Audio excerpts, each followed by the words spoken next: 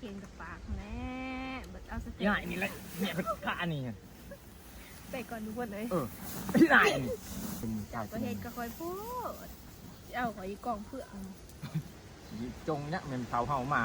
เป็นมือกับมัสเนมนั่นนี่โอ้ เฮ็ดก็ได้แหล้วเนาะแต่ว่าก็ขอจับเบิ่งก้อนว่าน้อยหรือใหญ่ โอ้ยนายนี่แหละ ถ้าสีเก่าก็บ่อยากเอาปานใดแล้วเนาะ โอ้ ใหญ่ปานใดหรอของเจ้า บอกคือของตัวเองดี ดีนะข่อยบ่ทันละเสียสดจ้ะข่อยเอาสบายดีเนาะทุกคนเนาะมื้อนี้ก็มาพบกับน้องโบสาวลาวไต่เส้นเก่าเส้นเดิมทุกคนเลยมื้อนี้ก็คือเก่าทุกคนเลยสิไปหาบ่าวสุกแต่ว่าได้ยินข่าวว่าเมียเพิ่นมาทุกคนเลยแล้วก็ได้ยินมาแว่วๆว่าบ่าวสุกเพิ่นน่ะโอ้ยเมียเพิ่นมาสุดนี่แขนขาอีหยังแตกทุกคนเลยเพราะว่าอากาศมันหนาวเนาะแต่ข่อยก็เลยซื้ออันนี้เครื่องไปให้เพิ่นมีครีมเนาะข่อยได้ลองใส่แล้วอาการหน้าสีผิวมันบ่แตกเลยทุกคน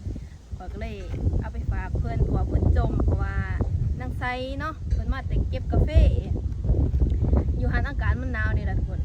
ผิวก็เลยแตกโอ้ยเขียดเขาไปอยู่ใดทุกคนเลยข่อยก็เลยว่ามันมีครีมตัวหนึ่งเนาะที่ว่าสิแนะนำให้เพื่อนใส่เพราะมันใส่ดีทุกคนผมก็เลยเอาไปฝากเพื่อนไปหาเพื่อนเลย ตอนนี้ก็หอดหน้าเพื่อนเลยทุกคนแต่ว่าคือบ่าวซุกเนาะแบกเขาเนี่ยเนาะทุกคนแม่นอลีบ่าวซุกเอาว่าแล้วเขาแล้วนะแต่สมมติว่ายังแบกเขาอยู่สบายดี โอ้ยมาดีมาแล้วนะเป็นอะไรสมมติว่าสบายดี โอ้ยครับ ได้เขามาใส่อีก โอ้ยขอเจ้าดำน้ำลังมันจะชุกมือ โอ้ก็รู้ว่าแล้วเขาแล้วนะเบิดละยังมาแบกเขาอยู่ทุกคนเบิดเท่านี้บ่โอ้ยปลาให้ไก่กินซะเบิดสำเนียง โอ้ยขอเจ้านะบ่เขาจะเอาเพิ่นทุกคนเลย ที่ไหนนี่เพื่อนอยู่ก็มาหาอยู่ไหน เขาหูจักหน้าเจ้าเด้คอยเอาขี้มาฝากเมียเจ้าได้ยินข่าวว่าเมียเจ้ามาบ่ไปไสล่ะ ก็พูดจะเก็บผัก โอ้ไปเก็บผักที่ทางผูกก็เอาขี้มาฝากเพิ่น ยิงไปช่างมาผักโอ้ย อ้าวก็ได้ยินเจ้าจมว่าเมียเจ้ามาเก็บกาแฟแล้วแขนแตกขาแตก กระดังว่าจะพาตัวเอง บ่ ไม่ยัง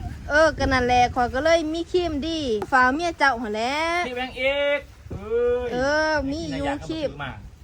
มันซื้ออีสังก็ได้ยินข่าวว่าเมียเจ้ามาแต่เก็บกาแฟแขนขาแตกเพราะอากาศมันหนาวเดี๋ยวนี้แม่นบ่ หนาวก็หนาวแล้ว เจ้าก็บ่อยากได้เมียงามบ่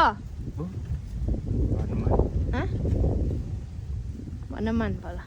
อันเดละดีแต่ว่าเพิ่นมาเก็บกาแฟเพิ่นก็ยังมาหากลับมาคืน โอ้ยจะไปตายทางใดดี บ่มันไปตายทางไหนผัดว่าเด้อเป็นทางไหนสมอบ่ได้ไปตายทางไหนก็แน่ผัวเมียก็มาหากันแต่ว่า ไปแปดโคกไปลบเป็นยังลบมาเก่า บ่ เป็นสไตล์เกย์ไม่บอกเกย์ปันสุดน้ำผักมา ผัดว่าเพิ่นทำบ่อยู่เนาะมือใหม่สิมาหาเพิ่น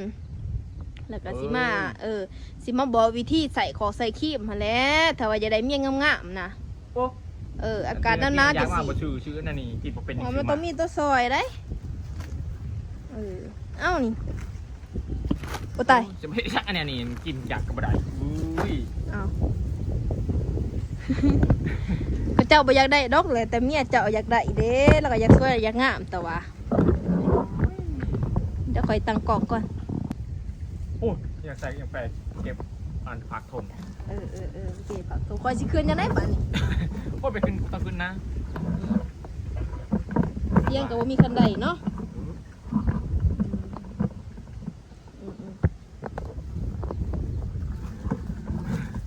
อีนายครับอยู่ใส่ท้ายลุงก็ไม่ได้อีนายหนึ่งโอ้ยนางอยู่ ขอคืนเนี่ยเจ้าคนเนี่ย โอ้เมโพแต่เมโพลีรอโอ้ย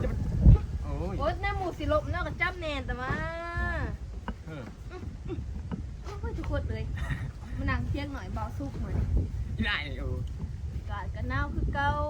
แต่ว่าหิ้วของบแต่ทุกคนเลยอากาศหนาวมีของดีเนาะไปเลยสิให้เบิ่งใส่ดีเพราะว่าเขาใส่ไประยะหนึ่งแล้วเนาะ ถือมาเต็มกระทงกระไทยห้าเนี่ยมีประโยชน์ก็บ่มีกินยากบ่ได้เพราะอันมันก็ต้องมีกินมีไส้น้ำแน่แต่ว่า มีแต่แนววันนี้กินบ่ได้กินบ่เป็น มียเจ้าเรามักสวยมักงามอยู่ได้ล่ะแต่ว่าเรากับหัวจักคิดใส่ดีเขาเลยมาแนะนำเรา โอ้นี่ไงบอลนี่นะ เนาะ บอลนี่ บอกนี่เจ้าอยากให้เมียเจ้างาม โอ้ แล้วเจ้ายันเมียเจ้าได้พ่อใหม่บ่ นั่น นี่ ไป นะ เอามัน เพิ่นว่างัวจังซะเป็นจังไดอย่างนี้เพิ่นมาตะเก็บกาแฟของกันเห็น คนเก่า ฮะ ไปหอนเดือนกันที่เก่าแล้ว บ่ยันว่าเรางามขึ้นกว่าเก่าเนาะเราไปเก็บกาแฟน่ะเป็นจังไดบ่มักบ่ฮักแล้วล่ะ โอ้ย อากาศหนาวคอยนุ่งไปได้เสือเจ้า โอ้ยกันนาวยังเจอกันชันมา มันตอนมามันเหงื่อหมอเนาะขี่รถตามเลนมาดิมันมาหนาวอยู่เจ้ามันจากหนาวนะก็เลยว่าอันนี้ก่อนดิ นี่ไอ้อันนี้มาไปเลย คือในเมียเจ้าสิมาเห็น มาวันนั้นก็มาวันนั้นพอกระหมูจับหายโอ้ย แต่มือยังจับอยู่บ่วันนี้บ่ได้ใส่ค่ะเคินมาได้เหมือนเพราะว่ามันหนาวดิเก็บเสื้อแค่หนาว การหนาวเจอกันยาวจับใส่ น้ำใส่มาเลยนะ โค้อยู่ตัวประทับนาว่า ได้สิยังพูดกับก่อนว่า แต่ประชุดไหนแล้วเอ้ยหมอแอนนี่หมดมูเฮตาลีระยาน เอาละแม่ดีเมียเจ้ามาเห็น โอ้ปียานเป็นเมียเป็นยัง บ่ เอ้ย บัดนี้เมียเจ้าก็มาแล้วเขาได้สิได้มาหาเจ้า เมียมาก็ยังมากับ ไม่มาเว่าคือเก่ามันก็บ่คือแล้วเนาะสิมานั่งเฮ็ดจังซี่ อีนายนี่เอ้ย มานั่งเฮ็ดจังซี่เมียเจ้ามาเห็นติแล้วยุ่มหัวข่อยแล้วแหละน่ะคือว่าเจ้าก็บอกกับเมียเจ้าสิว่าเอาข่อยมาเป็นเมียคนที่สาม โอ้ย เอาบ่ล่ะ ปากไปนี่มึงง่ายสองคนงานเอ้ยหมอแอนนี่ พี่ใส่ โอ้นี่แหละแต่นี่อยู่ใต้แยะนี่เว้ยปะตาก็ไปนำปะตาก็ไปน พาไปนั่งกองเพื่อนคนนึงไป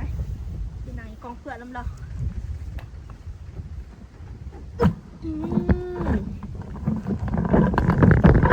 คนเลย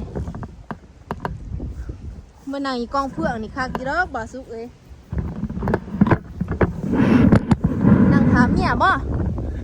ฮะยืนถามเมียแล้วนี่หมอพ่อหมูว่าสิเอาบ่ละข่อยค่ะหมอบาสุกแปลว่า3คนคือคืนดีนะ ำ เบิ่งลมพัด อีนายนี่โอ้ย หนาวๆจะ ไปนำ หนาวๆจะสีห้ำฮดเบิดแล้วเนาะบ่บ่ ดึงอีนายนี่เมียขาดนี่เอ้ยกระเพรา เอาเบิ่งเห็ดก็ค่อย เอ้ยยังมาเกยได้กระเพราชัวร์เมียขาดก็เปลือกเมียนเปิดแบบนี้ มาดึงข่อยเกยได้กระเพรามันแล้วเจอวันดีๆมา ป้าเกือบเหยียบขี้หมา เมียขาดก็เปลือกยังบอกแอกเอาดีได้เชื่อว่าไม่เจ้าเอ้ย มึงดึงข่อยทุกคนเลย โอ้ยจงยังเป็นเท่าเฮา ข่อยว่าว่าหนาวๆข่อยว่าหนาวๆจะสีห้ำฮดเบิดบ่จ้าข่อยว่าก็ดึงข่อยลง อีนายนี่แหละเมียเป็นกานี่ อย่าได้เมียจะมาเห็นเด้อ ชิมัวนั่นนี่มัวจะบอกแอกกับห้องนั้นชิมัวชีหน้าตาคิดก็ได้คิดเก่า หมายถ้าว่าเจ้าเฮ็ดข่อยจะสั่นเขาบอกว่าเอาข่อยเป็นเมียคนที่3โลดบ่เมียเจ้าเด้อ เมียมาแล้วป่วยนี่ ทำน้อยๆนี้เดี๋ยว โอ้ เมีย ยอีนายนี่แหละเอ้ยเมียคนนี้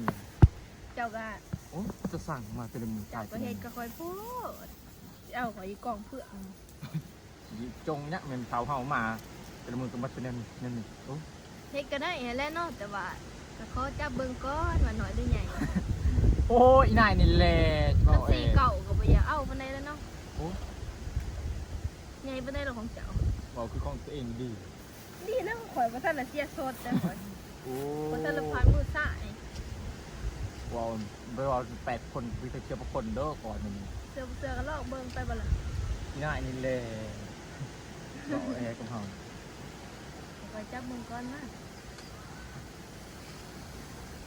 อีได้นี่แหละ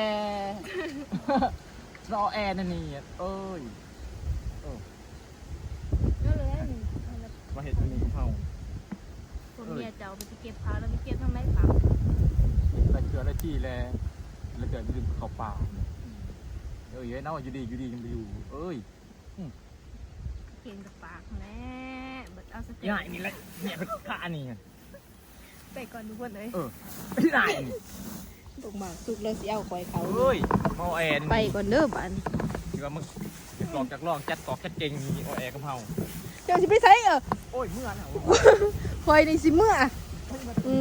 ทุกคนเลย อันว่าอยู่ดีจัดอยู่เอ้ย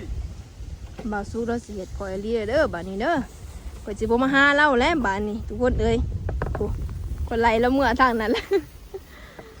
คนเลยบ้านนี้ก็สิได้เมื่อก่อนบ้านนี้บ่าวสุกเราสิเฮ็ดอลีเด้อนี่เดี๋ยวว่าพอกันคลิปหน้าแล้วทุกคนเนาะ